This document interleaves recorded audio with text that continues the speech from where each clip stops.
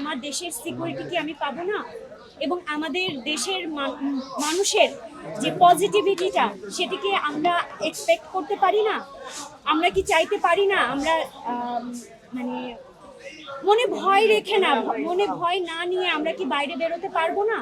একজন নারী হিসেবে যদি বলি, এখন নারীর জায়গাটা আসলে এরকমটা ভাবে বলতে চাই যে একজন নারী মানুষ হিসেবে ট্রিট হয় না, মানুষ হিসেবে ট্রিট হচ্ছে না। কেন আলাদা করে দেখা হচ্ছে নারী, আচ্ছা এর সাথে এটা হয়েছে, তার পোশাক নিয়ে কথা হচ্ছে, তার মেকআপ নিয়ে কথা হচ্ছে, তার এটা নিয়ে কথা হচ্ছে, সে কেন রাত করে বাড়িতে ফিরবে, সে মধ্য দুপুরবেলা কেন বের হবে, সে সকালবেলা কেন ঘর থেকে বেরিয়েছে, এই জায়গাটা কেন হবে? আমি তো মানুষ, আমি তো কাজ করব, আমি বাইরে যাব, আমি ঘর সামলাবো, সবকিছুই আমি করব।